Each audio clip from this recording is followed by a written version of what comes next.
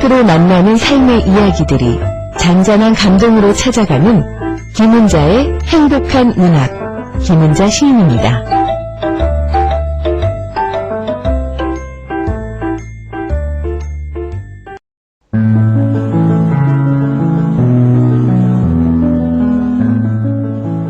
김은자의 행복한 문학.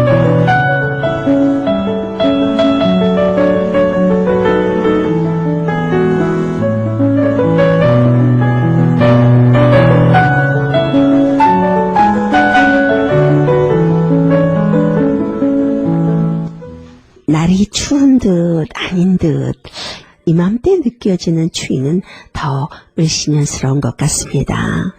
봄이 온 듯 아닌 듯 했던 지난주였죠. 그래도 꽃 향기는 숨길 수 없는 한 주였습니다. 꽃들, 야채들, 밭에 모종하신 분들 자칫 얼어 죽을까 노심초사하셨을 거예요. 그런데도 어디선가 풍겨오는 라일락꽃 향기에 봄을 거부할 수 없습니다. 동네를 지나다가 향기가 너무 좋아서 물어보니까요, 미스김 라일락이라고 해요. 궁금해서 찾아보니까요, 한국 야생화를 개종해서 태어난 라일락이 미스김 라일락이라고 합니다.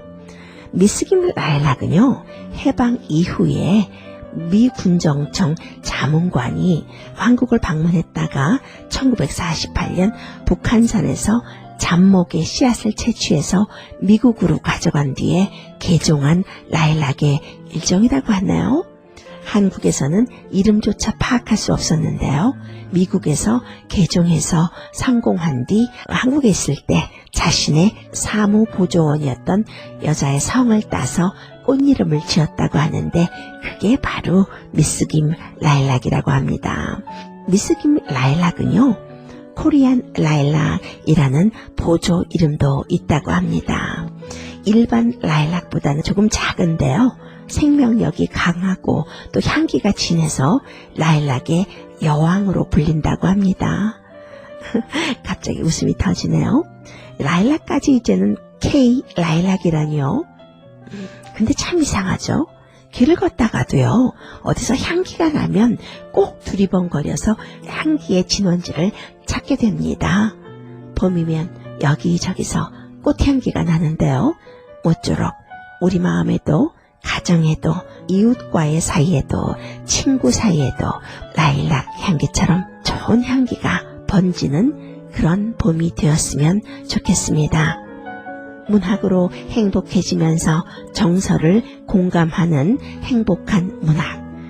오늘도 향기 그윽한 문학 속으로 손잡고 스르르 빠져볼까요?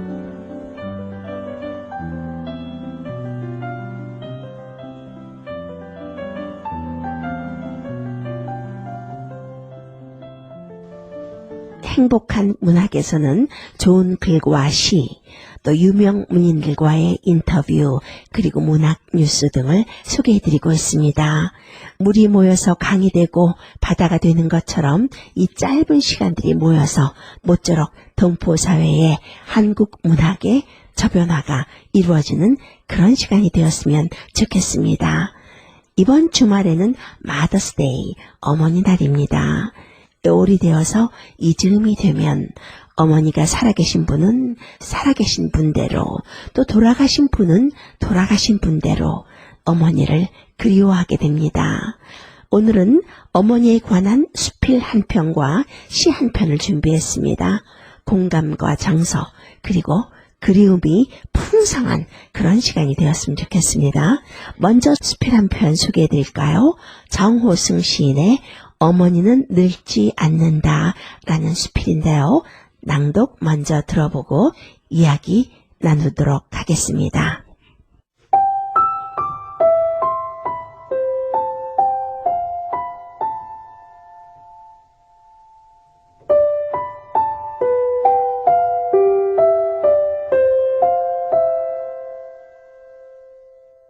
사람은 누구나 다 늙는다. 이 세상에 늙지 않는 사람은 없다. 그러나 이 땅의 어머니들만은 늙지 않았으면 한다. 나에게 소원이 하나 있다면 바로 이것이다. 이 땅의 어머니들이 늙어가는 모습은 왠지 애잔하고 눈물겹다. 나의 어머니도 이젠 많이 늙었다. 국민학교 1학년 때 시계 볼 줄 모른다고 빗자루 몽둥이에 나를 때리시던 예전의 어머니가 이미 아니다. 채마밭에 김을 메거나 달 모이를 죽거나 한 무더기씩 나오는 힘든 빨래를 하고 나서는 밥을 콩나물과 고추장에 비벼 한 양푼이나 드시던 젊은 날의 어머니가 이미 아니다. 이제는 어머니가 즐겨 가꾸시던 꽃밭도 이미 없다. 어머니가 가꾸시던 우리 집 꽃밭에는 장미, 다알야, 채송화, 분꽃, 봉숭아, 달맞이꽃, 수국 등의 꽃들이 겨울이 될 때까지 늘 그치지 않고 피었다, 지었다. 아, 맞아. 어머니는 특히 석류나무를 좋아하셨지. 가을 햇살을 견디지 못하고 기어이 석류가 그 붉은 속살을 부끄러운 듯이 톡 드러내 놓으면 어머니는 그걸 따다가 안방 한 구석에다가 걸어 놓으셨지. 가끔은 간식거리가 없던 우리 형제들에게 보석 같은 석류를 먹으라고 내어놓기도 하셨고, 맞아. 어머니는 석류가 붉게 익으면 석류나무 앞에서 곧잘 사진도 찍으셨어. 옥색 치마 저고리를 꺼내 입으시고 한 손으로 살며시 나뭇가지를 잡으시고 마치 새색시처럼 부끄러운 미소를 띠며 사진을 찍으셨지. 그러나 이젠 늙으신 어머니가 가꾸실 꽃밭은 없다. 어머니 인생의 꽃밭에 있는 꽃들은 모두 시들어버렸다. 정말 안타까운 일이 아닐 수 없다. 석류나무 아래에서 찍은 옛사진을 꺼내놓고 보면 지금의 어머니는 세월이 흐른 만큼이나 그 모습이 변해 있다. 어머니는 흑백 사진 속에서만 영원히 젊을 뿐 지금은 허리마저도 꼬부장하고 걸음마저도 활발하게 잘 걷지를 못한다. 틀니를 베고 혼고온이 잠들어 주무시는 모습을 보면 입주위가 유난히 합죽하고 키가 더욱 줄어든 것 같아 문득 눈물이 고인다. 어머니가 확실히 늙으셨다는 것을 깨닫게 된 것은 어머니의 한마디 말씀 때문이다. 언젠가부터 어머니는 나에게 고맙다 라는 말씀을 곧잘 하셨다. 변변치 못한 용돈 몇만 원을 들여도 어쩌다가 쇠고기 한 근을 사과나 김, 감 몇 개를 사가지고 가도 그저 고맙다 고맙다 하신다. 어머니는 무슨 그런 말씀을 다 하세요. 부모 자식 간에 고마운 게 다 어딨어요? 어딨어요? 내가 못마땅하다는 듯이 이렇게 한마디 하면 그래도 어머니는 그게 그렇지 않다는 것이다. 그때 문득 깨달을 수 있었다. 부모가 자식에게 고맙다는 말을 할 때쯤이면 부모는 이제 몸도 마음도 다 늙으신 것이라는 것을. 그리고 그때쯤이면 자식들이 어머니의 꽃이 되어야 한다는 것을. 그러나 나는 아직 어머니의 아름다운 꽃이 되지 못했다. 어머니가 나이가 드실수록 나도 철없이 나이만 들어왔을 뿐이다. 이제 어머니는 70이 넘은 나이가 되었고 나도 어느덧 40 중반의 나이가 되었을 뿐이다. 이제 이 나이에 내가 철이 드는 게 하나 있다면 그것은 이 땅의 어머니들에 대한 소중함을 알게 되었다는 것이다. 어머니야말로 내 인생에서 가장 소중한 분이며 그 소중한 어머니를 내게 주신 분이 바로 하나님이라는 것이다. 하나님이 내게 주신 평생의 귀한 선물이 바로 어머니라는 것을 알게 되기까지 나는 너무나 많은 시간을 허비해 버리고 말았다. 그러나 아직도 늙지 않았다. 늙지 않았다는 것은 곧 변하지 않았다는 것을 의미한다. 내가 진정으로 어머니가 늙지 않기를 바란다면 영원히 늙지 않으실 것이라고 진정으로 믿는다면 이 땅의 모든 어머니들은 영원히 늙지 않으실 것이다. 왜냐하면 어머니도 하나님처럼 우리에게 사랑이시기 때문이다. 그래서 오늘도 다음과 같은 글을 늘 기도처럼 읊조리고 되뇌어 본다. 하나님은 아름다운 어머니를 만드셨습니다. 어머니의 미소를 햇빛으로 만들고 어머니의 심장을 순금으로 만들고 어머니의 눈 속에 밝게 빛나는 별을 심으시고 양볼에는 예쁜 장미를 심으셨습니다. 하나님은 아름다운 어머니를 이렇게 만들어 저에게 주셨습니다. 결코 늙지 않는 아름다운 어머니를 주셨습니다.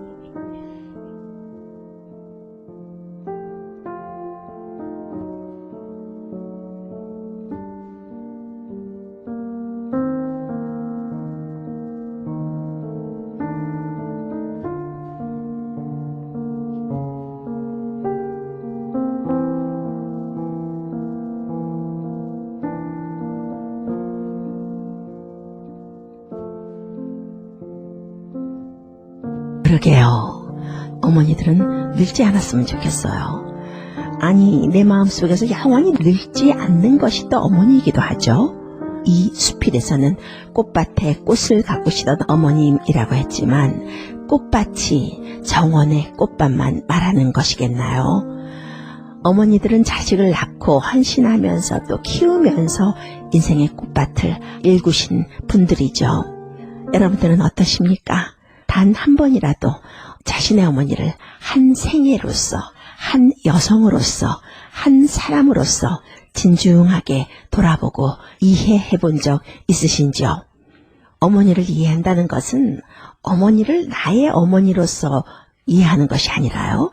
어머니의 한 생애를, 한 삶을 이해할 때 이해했다라고 할 수 있는 것이 아닌가 합니다. 철이 좀 들면서 어머니가 진정으로 소중함을 알게 될 때요. 그때는 어머니가 가시고 안 계신 거예요. 신의 가장 크고 귀한 선물이 어머니라는 것을 알게 되기까지 작가 역시 너무나 많은 시간을 허비해버리고 말았다고 합니다. 참 공감 가는 부분이에요. 이 글을 장호승 시인이 40세 무렵에 쓴 글이니까요. 30여 년이 훌쩍 넘은 수필이네요. 어머니에 대한 마음은 세월이 지나도 이렇듯 변하지 않는 것 같습니다. 정말 공감하는 부분이에요. 그리고 또 공감하는 부분은요. 어머니들이 자식에게 고맙다는 말을 할 때는 이미 어머니가 확실히 늙으셨다는 거라는 말이요. 맞습니다.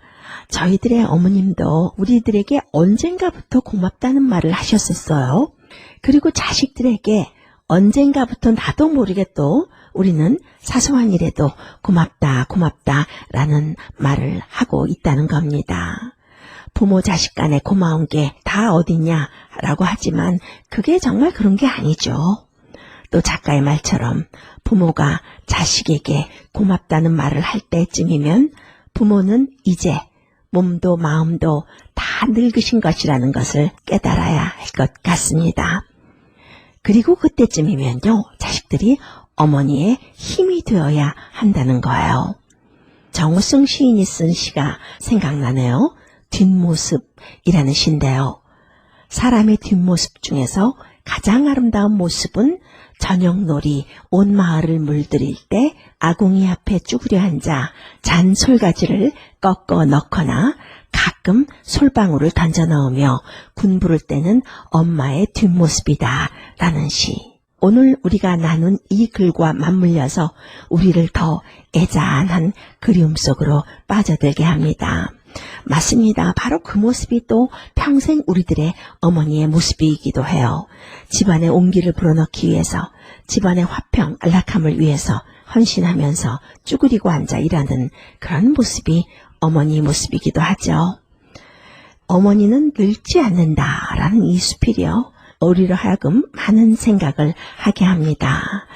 이렇게요. 수필가들의 수필도 좋지만 그래서 제가 또 수필가들의 좋은 수필도 여러분들에게 소개하고 있지만요. 시인들의 수필이 대박일 때가 있어요. 예, 오늘이 그렇지 않나 싶은데요. 이 글을 쓴 정호승 시인은요. 1950년 경남 하동에서 태어났습니다. 경희대학교 국문과 그리고 동대학원을 졸업했고요. 1972년 한국일보 신춘문예에 동시 석굴암을 오르는 영희가 당선됐고요. 이듬해에 대한일보 신춘문예에 첨성대라는 시가 당선되면서 문단에 데뷔했습니다. 시집으로는 슬픔이 기쁨에게, 서울의 예수, 외로우니까 사람이다, 눈물이 나면 기차를 타라, 나는 희망을 거절한다 등 여러 편이 있고요. 서울시 문학상, 정지용 문학상, 편운 문학상, 공초 문학상, 김우종 문학상, 하동 문학상 등을 수상했습니다. 마더스데이 위크입니다. 어머니에 대한 수필을 한 편 나눴었는데요. 좀 아쉬운 기분이 들어서요. 어머니에 대한 시 한 편 더 소개해드릴까 합니다. 이 시는요. 감성이 묻어나면서 우리로 하여금 엄마한테 한없이 젖먹이 아이가 되게 만들어주는 그런 시입니다. 어머니가 돌아가신 분도요. 우리 엄마 한 번만이라도 만나보았으면 하는 생각을 하게 하는 시입니다. 여러분들에게 한두 번 소개하지 않았나 싶은데요. 정채봉 시인의 엄마가 휴가를 나온다면 이라는 시인데요. 낭송 듣고 돌아오겠습니다.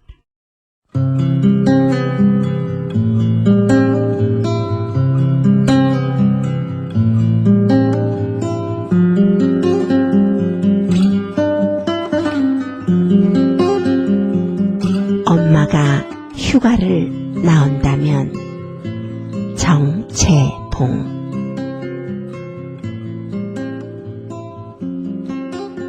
하늘나라에 가 계시는 엄마가 하루 휴가를 얻어 오신다면 아니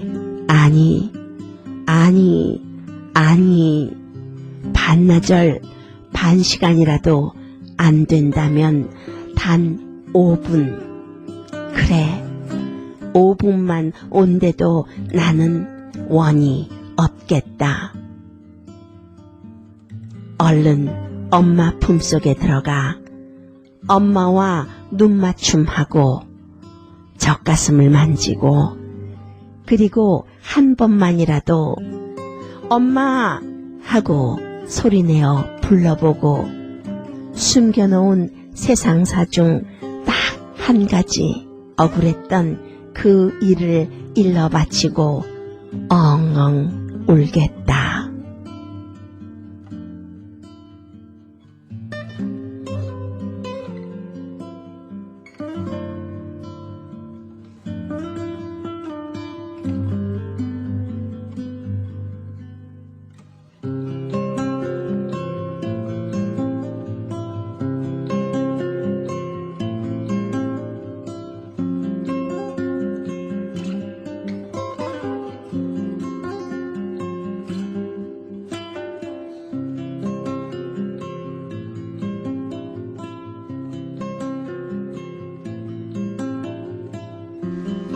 엄마를 그리워하면서 간절한 소원 하나를 토해내듯 쏟아놓은 시입니다.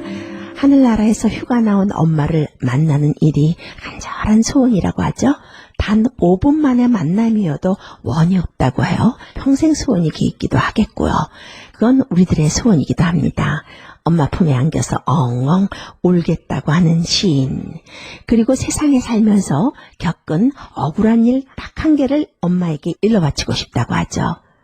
그럴 때 엄마가 그랬구나, 힘들었겠구나 하면서 눈물을 닦아주실 것 같은 그런 생각이 드네요. 세상 모든 사람이 돌아서도 엄마는 언제나 내 편이잖아요. 그래서 계실 때 잘해드려야 합니다. 떠난 후에 100번 그리워하고 눈물 흘리면 무슨 소용이 있겠습니까? 이 시를 쓴 정채봉 시인은요, 2살 때 어머니를 여의고 할머니 밑에서 자랐습니다. 그에게 엄마는 기억도 안 나는 엄마예요. 막연한 엄마. 그의 엄마는 18살에 그이를 낳고 꽃다운 20살에 세상을 떠났다고 합니다. 그러니까 시인은 어머니의 얼굴도 모르고 목소리도 모르고 어렴풋한 전냄새로만 기억하는 어머니의 품이겠죠. 그래서 더 사무치는 엄마일 수도 있겠지만요. 세상에서 가장 부드럽고 둥근 모성의 발음의 이름이 엄마가 아닌가 그런 생각을 또 해봅니다. 이 시를 쓴 정채봉 시인은요, 1946년 전남 순천에서 태어났습니다. 동국대학교 국어국문과를 졸업했고요. 월간 센터에서 편집을 했습니다. 1973년에 동아일보 신춘문예 동화 부분에 꽃다발이라는 동화로 당선의 영예를 안고 등단했었습니다. 대한민국 문학상, 새싹문학상, 한국불교아동문학상, 동국문학상, 세종아동문학상, 소천아동문학상 등을 수상했습니다. 여러 편의 동화집과 번역집이 있습니다. 오늘 나눈 정채봉 시인의 시에서도 어렴풋이 느껴지지만 정채봉 시인은요, 대한민국의 성인 동화 장르를 개척한 작가다라고 말해도 과언이 아닌 작가입니다. 2001년 향년 55세 나이에 간암으로 고인이 되셨는데요. 사후 10년이 넘은 2011년부터 그의 문학 정신을 기리는 정채봉 문학상이 제정되었습니다. 어머니에 관한 수필 한 편, 그리고 시 한 편을 나눠봤습니다. 마더스데이가 있는 위켄입니다. 행복한 마더스데이가 되기를 바라면서 저는 여기서 인사드리겠습니다. 김은자였습니다.